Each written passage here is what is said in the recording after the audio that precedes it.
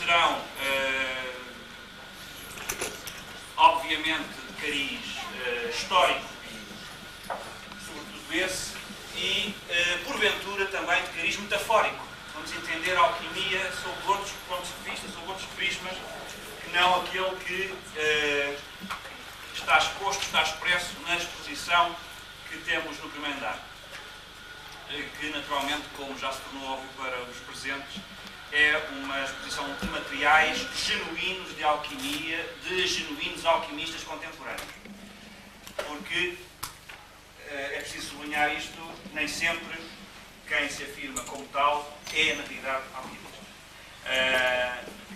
Pelo menos, utilizador de laboratório como somatório de operações químicas, também o é, mas é, além disso, além do labora, também um ora. Portanto, além do trabalho no laboratório, é oração. Entenda-se isso como quiserem, ou entendam isso como quiserem, mas, portanto, a alquimia não é meramente um trabalho místico, como, por exemplo, as interpretações junguianas o representam, nem simbólico, mas também não é apenas, como os hiperquímicos pretendem, uma mera pré-história. A alquimia não é uma mera pré-história da química. Ao contrário das ciências académicas, da ciência vulgar, da química vulgar, que altera os seus métodos e a sua maneira de expressão, o seu modo de se expressar, dependendo das épocas em que se expressa e dependendo das descobertas que, entretanto, vai fazendo, a alquimia tradicional é imutável nos seus processos. Ou seja, não há evolução. Quando muito poderá haver, se quisermos entender por evolução, poderá haver evolução do ponto de vista da tecnologia ou de algumas tecnologias empregues. Por exemplo, antigamente os alquimistas não tinham, obviamente, gás engarrafado. Hoje há o gás engarrafado, permite. Mas isso são pormenores que não alteram a essência da coisa.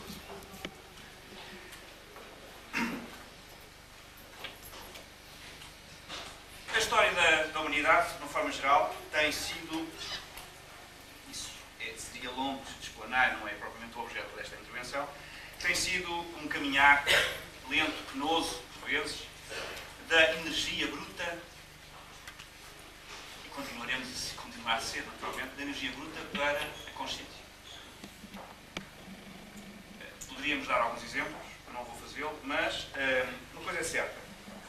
Essa consciência, para quem gosta de palpar, quem gosta de ser São Tomé, que também é preciso ser São Tomé às vezes, pelo menos,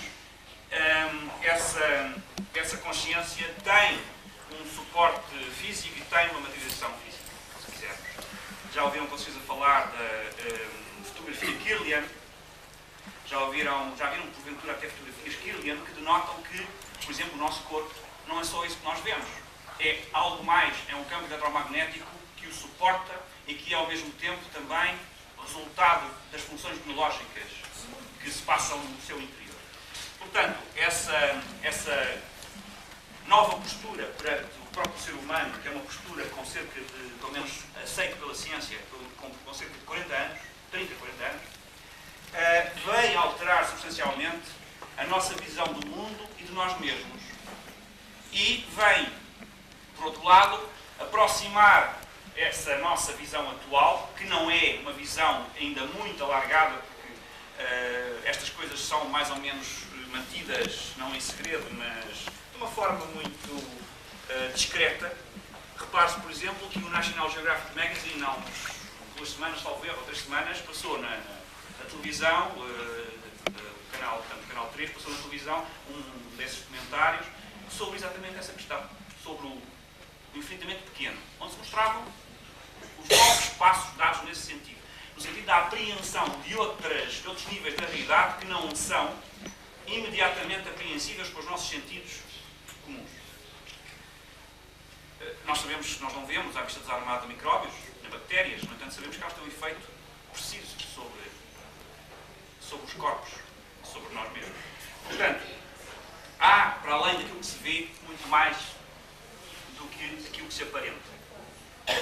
está, há qualquer coisa que subjaz. Podemos dizer que há uma inteligência, para além daquela inteligência que nós consideramos ser a nossa e que até há alguns tempos atrás considerávamos ser a única e exclusiva inteligência. Por exemplo, não é por acaso que os cristais cristalizam daquela forma ou de outra forma. Há uma inteligência que é naturalmente típica dos minerais, que é típica de um determinado nível de evolução da matéria, mas que é inteligência para todos os efeitos. Senão, como é que se explica? Pelo acaso. O acaso é uma boa desculpa para explicarmos a nossa ignorância. E já agora, a tarde foi-se, se fala muito hoje em dia em nova ordem mundial. Eu penso que essa nova ordem mundial não mudou nada, ou muito pouco mudou, à ordem mundial anterior. Ou à desordem mundial, como se entenda, como se queira entender a questão. Então, a nova ordem mundial necessariamente terá que ter em consideração outros parâmetros de consciência, outros parâmetros de realidade, que não apenas o meramente material, económico, social, etc. E essa nova ordem mundial de que se fala hoje não é, pelo menos aparentemente, mais do que isso, por enquanto. Nesse aspecto, ou nessa ordem de ideias,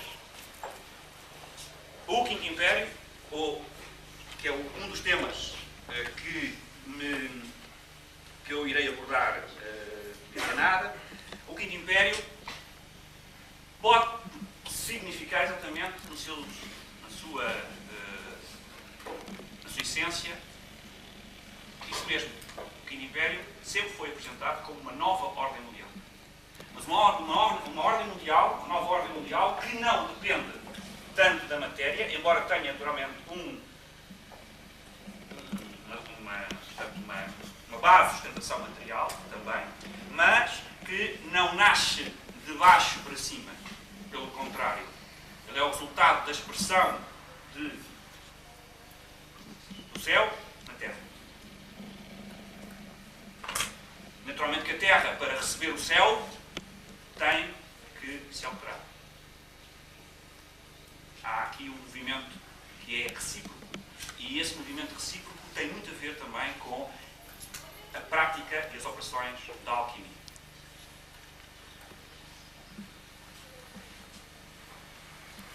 Portanto, o Quinto Império, que muitos consideram apenas uma metáfora, se calhar não é uma metáfora. Pelo menos em determinadas épocas da nossa história, não foi considerada uma metáfora. É isto que eu vou tentar também mostrar, agora de uma forma reduzida,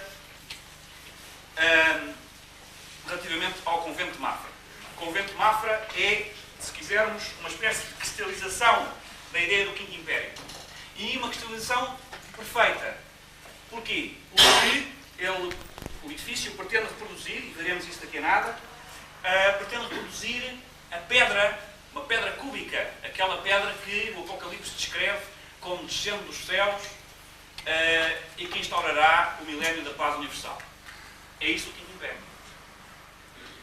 É uma pedra cúbica, ou seja, uma pedra que tem a mesma largura, a mesma altura e a mesma profundidade. Então, este edifício aparentemente não é um cubo. Vamos ver como é um cubo daqui a nada com os respectivos traçados harmónicos. Para além disso, há outros elementos que eu, a seu tempo, explanarei que farão uma espécie de... servirão de prova real disto que eu acabei de dizer. Portanto, lembram-se de certo da famosa história, e já agora, para que isto que eu acabei de dizer fique mais claro, lembram-se do sonho de Nabucodonosor, descrito por Daniel, por livro de Daniel, do Antigo Testamento. Segundo Daniel, o rei Nabucodonosor teria tido um sonho no qual teria visto uma estátua, cuja cabeça era completamente constituída de ouro, os ombros e os braços de prata, o ventre de bronze e as pernas e os pés, as pernas de ferro e os pés de ferro e barro. E de repente, de um monte, ter-se-ia desprendido uma pedra que teria rolado pelo monte abaixo, teria colidido contra os pés da estátua, teria partido os pés à estátua, teria escaqueirado a estátua. E, depois de ter escaqueirado a estátua, teria crescido de forma a ocupar toda a Terra. Ou seja, isto é, obviamente, é uma forma engendrosa de explicar a sucessão dos 4 impérios e explicar como o quinto surgirá após o derrubo dos 4 impérios. O ouro é a idade do ouro, a prata é a idade da prata, o bronze é a idade do bronze, o ferro é a idade do ferro e depois a pedra que crescerá a partir da destruição desses 4 impérios, que será o fundamento do quinto. É uma pedra.